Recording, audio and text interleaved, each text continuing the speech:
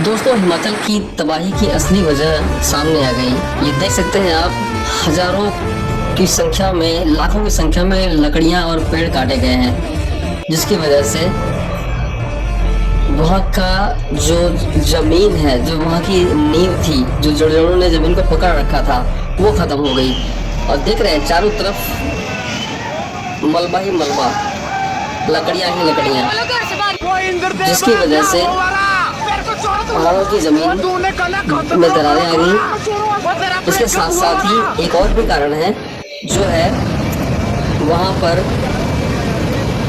अंधाधुंध पहाड़ों की कटाई, बम विस्फोट से उनको तोड़ना, जिससे वो जर्जर हो गए हैं, जिसकी वजह से जब बारिश पड़ी, ज़मीन और ढीली हुई, तो वो सारे के सारे दरक गए।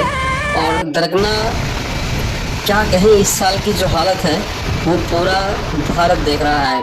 सरकारों को अच्छी तरीके से पता है कि आखिर ये कैसे और क्यों हुई, क्योंकि उनका सारा का सारा फोकस रहा है इनमें, वो जानते थे। लेकिन शायद उनको ये नहीं पता था कि हर साल की तरह उतनी ही बारिश होगी। लेकिन अंधाधुंध पेड़ों की कटाई, अंधाधुंध पहाड़ों पे बम विस्फोट के अलावा नए नए डैम बनाना, जिसकी वजह से बादलों का इकट्ठा होकर के एक साथ ही एक जगह पर बारिश पड़ना, ये कई सारे तमाम कारण हैं, जिसकी वजह से आज लोगों को अपनी जानों से हाथ धोना पड़ रहा है, अपने जानवरों से हाथ धोना पड़ रहा है, अपनी ज़मीनों से हाथ धोना पड़ रहा है, अपने घरों से हाथ धोना पड़ रहा है। सब के सब बेघर हो गए हैं। आप ये तस्वीर देखिए कि एक घर की हालत, जो लगभग 3-4 मंजिला घर है, पूरा पूरा डूबा हुआ है और पानी छत के ऊपर से बह रहा है।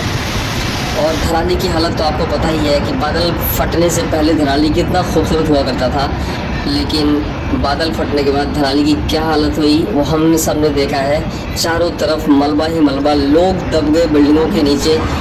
कहर, चिल्लाहट और दर्दनाक कहानी, जिसको बयां करना भी किसी के लिए आसान नहीं है, लेकिन जो कहानी है सच्चाई है और वो हम भुला नहीं सकते। बाद का दृश्य देखिए, 900 लोगों का धराली गांव आज शून्य हो चुका है, ख़त्म हो चुका है, गायब हो चुका है।